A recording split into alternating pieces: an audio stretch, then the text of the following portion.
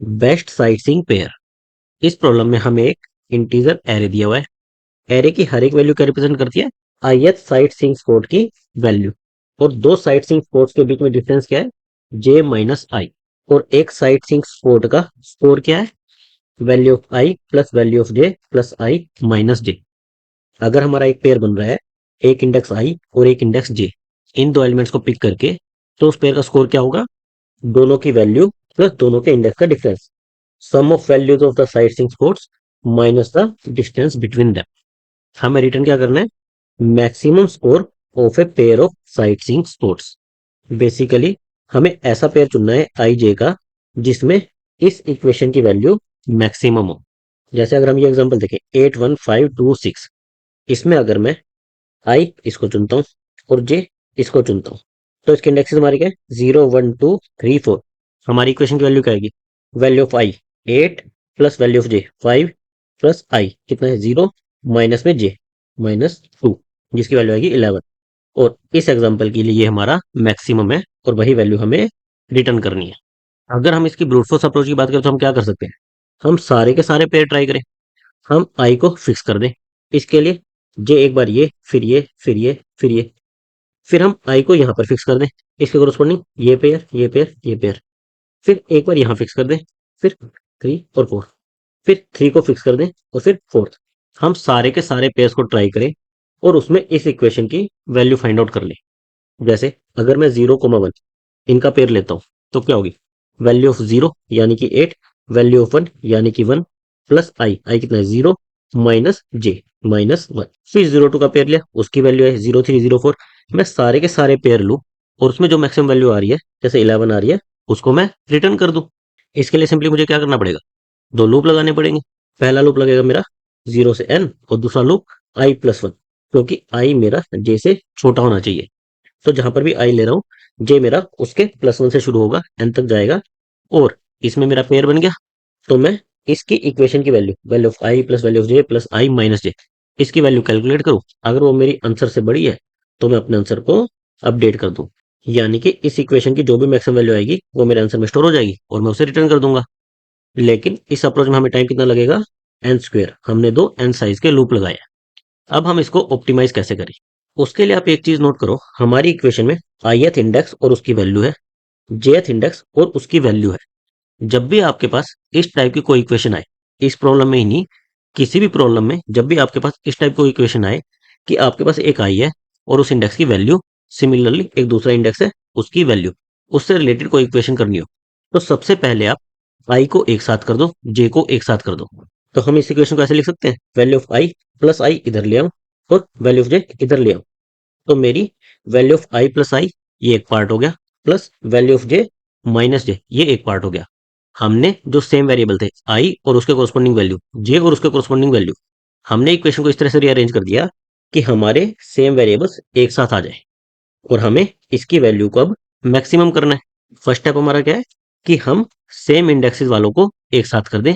Second step इसमें ये होता है, क्योंकि हमारे दो चेंजिंग वेरिएबल्स है, एक आई एक जे, तो हम एक को फिक्स कर दें, इधर आई को कर दें या जे को कर दें, और फिर दूसरे की वैल्यू फाइंड आउट करें।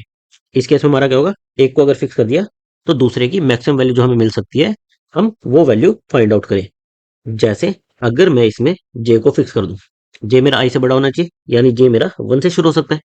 अगर मैं जे को यहाँ पर फिक्स कर दूं तो इसके कोरस्पॉन्डिंग इसकी मैक्सिमम वैल्यू कहाँ मिलेगी? लेफ्ट साइड में। लेफ्ट साइड में किससे मिलेगी?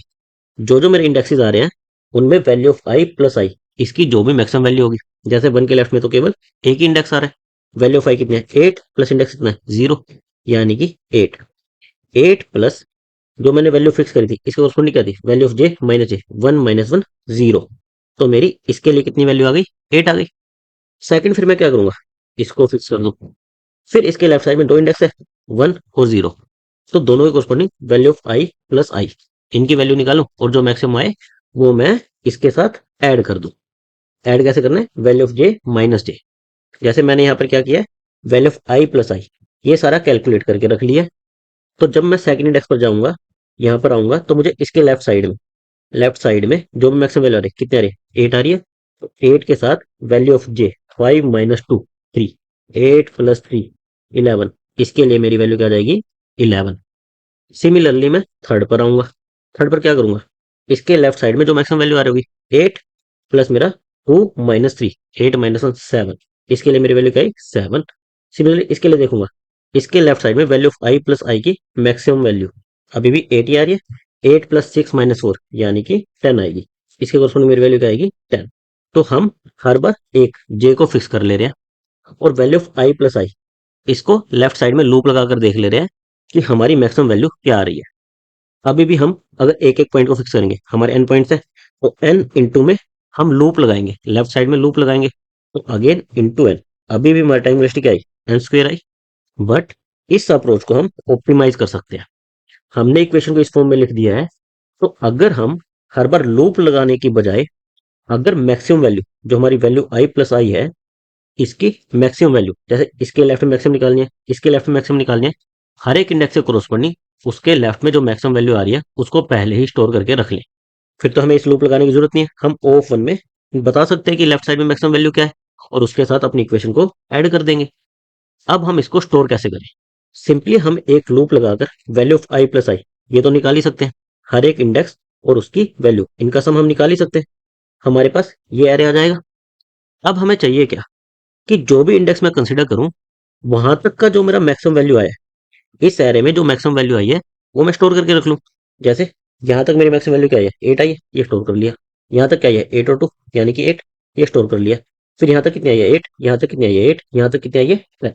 मैं पहले value of I plus I ये एरे बना लूं, फिर इस एरे में से स्कैन करके जो अब तक की मेरी मैक्सिमम वैल्यू आई है वो मैं स्टोर कर लूं। तो मेरे पास हर एक इंडेक्स के कोरस्पॉन्डिंग क्या आ जाएगा कि उस इंडेक्स तक मैक्सिमम वैल्यू क्या है वैल्यू ऑफ आई प्लस आई की, ये आ जाएगा। अब अगर मेरे पास ये वाला एरे आ गया तो सिंपली मैं यहां से शुरू करूं, इसके कोरस्पॉन्डिंग मुझे लेफ्ट साइड में मैक्सिमम वैल्यू चाहिए थी तो मुझे इससे मिल जाएगी। ये पॉइंट तो क्या इंडिकेट कर रहा है कि यहां तक मेरी मैक्सिमम वैल्यू क्या है, मुझे इससे पहले यहां तक की मैक्सिमम चाहिए थी, क्यों आई लेस देन जे था, तो मुझे इससे पहले वाले इंडेक्स इससे मिल जाएगा। यानी कि 8 प्लस मेरी value of J minus J, 8 plus 0 8। फिर जब यहां पर आऊं तो वैल्यू ऑफ जे माइनस ये तो कितना आएगा 3 हो जाएगा मेरा, प्लस जो यहाँ पर वैल्यू है इससे एक पहले वाले इंडेक्स में इस एरे में जो वैल्यू है मैं उसमें ऐड कर दूं। सिंपली मैं ऑर्डर ऑफ वन में ये काम कर पा रहा हूँ। मुझे simply value of J minus J जो भी वैल्यू आए उसको किसके साथ ऐड करना था, मैक्सिमम लेफ्ट साइड में जो इस इक्वेशन की वैल्यू आ रही है वो मैंने पहले ही प्री प्रोसेस करके स्टोर कर ली। तो अब मैं सिंपली इस इंडेक्स पर देखकर पता लगा सकता हूँ कि मुझे क्या ऐड करना है। तो अब मुझे हर बार लूप लगाने की जरूरत नहीं है।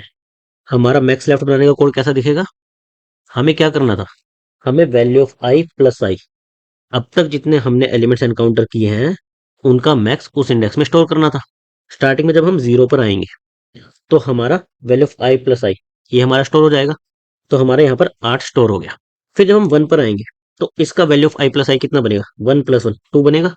लेकिन मैक्सिमम हमें क्या मिला है 8 मिला है, तो हम एक वेरिएबल मेंटेन करके चलेंगे जो अब तक का मैक्स कितना आया है वो स्टोर करेगा मैक्स है, कि अब तक का मैक्स हमें लेफ्ट से कितना मिला है वो हम स्टोर कर लेंगे। तो सिंपली जो हमारी करंट वैल्यू है वैल्यू ऑफ आई प्लस आई आई उसको हम मैक्सिमम जो हमें अब तक मिला है उससे कंपेयर कर लेंगे, जो भी ज्यादा होगा उसे हम स्टोर कर लेंगे। यहाँ पर हमने स्टोर कर लिया। फिर हमारे मैक्स है इस वेरिएबल को कि अब तक हमें मैक्सिमम क्या मिला है वो हम अपडेट कर देंगे।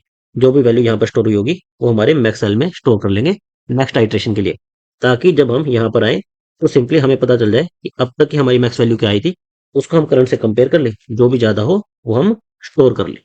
तो सिंपली हमारा एक लूप लगाकर और एक एक्स्ट्रा वेक्टर लेकर हम इस एरे को बना सकते हैं कि अब तक हमारे पास वैल्यू ऑफ आई प्लस आई इसकी मैक्सिमम वैल्यू क्या आई है। अब हमारे पास ये एरे बन गया। उसके बाद तो सिंपली हमें क्या करना है, हमें वन बाय वन 1 से लेकर n पर जाना है, हर एक इंडेक्स पर जाना है, और हमारी अब तक का जो लेफ्ट साइड में मैक्सिमम आया था जे माइनस वन, इस इंडेक्स पर जो मैक्स वैल्यू आई थी उसको किसके साथ ऐड कर दें value of J minus J, value of J minus J. तो इससे हमारा करंट इंडेक्स के लिए मैक्सिमम आ जाएगा। ऐसा हम हर एक इंडेक्स के लिए फाइंड कर लेंगे तो हमारा आंसर आ जाएगा। तो अब हमने यहाँ पर एक एन साइज का लूप लगाया, यहाँ पर एक एन साइज का लूप लगाया, तो हमारी टाइम कॉम्प्लेक्सिटी किसमें आ जाएगी ऑर्डर ऑफ एन में। और हमने एक एक्स्ट्रा स्पेस लिया, स्पेस कॉम्प्लेक्सिटी क्या आ जाएगी ऑर्डर ऑफ एन में। ब्रूट फोर्स में हमने एन स्क्वेयर का यूज किया था। अब हम ऑर्डर ऑफ एन में आ गए, लेकिन हमें एक्स्ट्रा स्पेस लग रहा है। अब हम चाहें इस एक्स्ट्रा स्पेस को भी रिमूव कर सकते हैं। कैसे कर सकते हैं? राइट साइड वाला पार्ट तो हम अभी भी बिना एक्स्ट्रा स्पेस के कर रहे हैं, लेकिन लेफ्ट साइड की वैल्यू को स्टोर करने के लिए हम एक्स्ट्रा एरे का यूज कर रहे हैं। अब हम इस एक्स्ट्रा एरे को एक सिंगल वेरिएबल से रिप्लेस कर सकते हैं। हम पहले से पूरे एरे को प्रोसेस ना करके जहां तक हमें जरूरत है हम रन टाइम पर उतना ही कैलकुलेट करें। इसको मैं आपको एग्जांपल की हेल्प से दिखाता हूँ। हमारा ये एरे था, हमें ये मैक्स लेफ्ट पूरा एरे ना बनाकर एक सिंगल वेरिएबल में काम करना है। तो उसके लिए मैंने एक सिंगल वेरिएबल ले लिया। ये हमारी value of J minus J जो हम जेथ इंडेक्स के लिए कैलकुलेट करेंगे वो हमारी वैल्यू है। और साथ में हम एक आंसर वेरिएबल कि अब तक हमारा आंसर कितना आया है वो हम स्टोर कर लेंगे, और जो भी मैक्सिमम आएगा वो हम रिटर्न कर देंगे। सबसे पहले मैं देखूं मेरा जे कहाँ से शुरू होगा। जे मेरा यहाँ से शुरू होगा, फर्स्ट इंडेक्स से शुरू होगा। उसके लिए मुझे क्या चाहिए होगा कि इसके लेफ्ट साइड में अब तक वैल्यू ऑफ आई प्लस आई इसकी मैक्सिमम वैल्यू क्या आई है। अब तक केवल एक जीरो इंडेक्स आया है, तो मैं पहले से इसकी वैल्यू कैलकुलेट कर लूंगा। 8 प्लस जीरो, मेरी 8 आ गई, और मैक्स लेफ्ट में अभी क्या आएगा, 8 ही आएगा। फिर मैं इस पर आया, मैंने इससे देखा इसमें क्या वैल्यू पड़ी है, 8 पड़ी है। तो 8 प्लस मेरी value of J minus J इसकी वैल्यू कितनी आएगी, zero. Value of J minus J कितना आएगा मेरा, यहाँ पर जीरो आएगा। तो 8 प्लस जीरो, इसके लिए मेरी वैल्यू क्या आ गई, 8।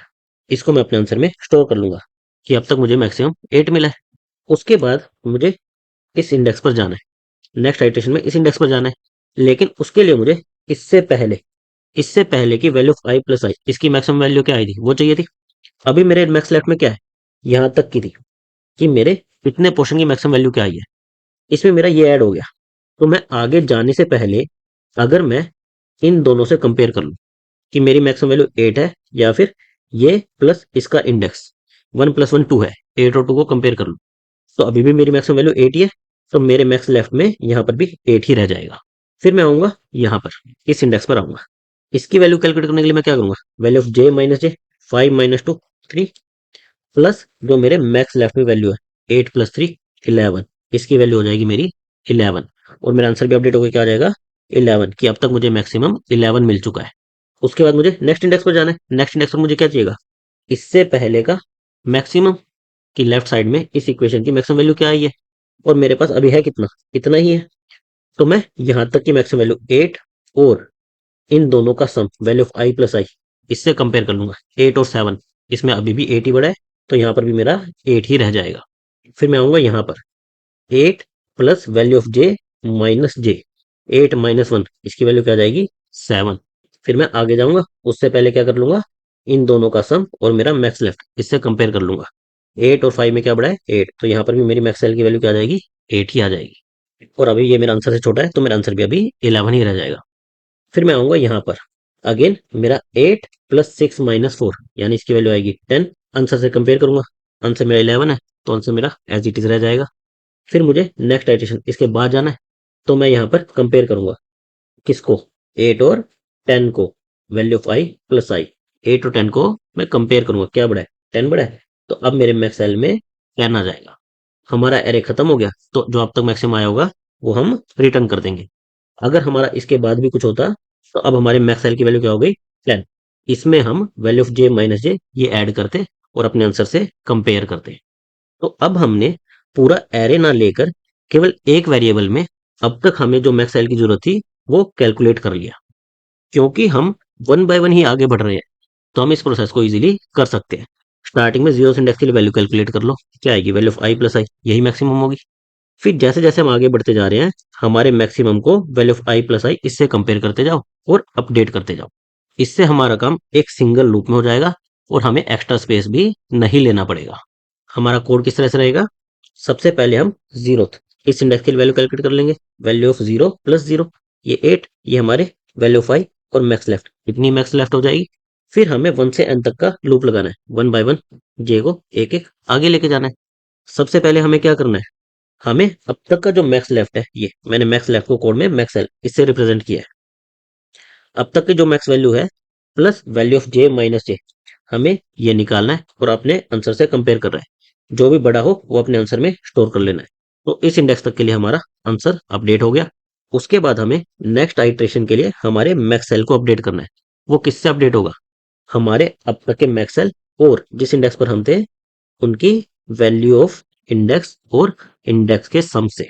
वैल्यू ऑफ जे प्लस जे, हम जे इंडेक्स पर थे, तो इसका वैल्यू और इसके इंडेक्स इन दोनों के सम से ये हमारा क्या रिप्रेजेंट करेगा, वैल्यू ऑफ आई प्लस आई। तो जो भी मैक्सिमम होगा वो हम मैक्स सेल में स्टोर कर लेंगे। तो नेक्स्ट आइटरेशन के लिए हमें अगेन मैक्स सेल मिल गया और value of J minus J ये तो हम कैलकुलेट कर ही सकते हैं। लास्ट में हमारा आंसर इस आंसर वैल्यू में स्टोर हो जाएगा, उसे हम रिटर्न कर देंगे। अब हमने केवल एक एन साइज का लूप लगाया और कोई भी एक्स्ट्रा स्पेस नहीं लिया। तो माई टाइम वेलोसिटी आ गई ऑर्डर ऑफ एन और स्पेस कॉम्प्लेक्सिटी आ गई order of 1। Thank you guys.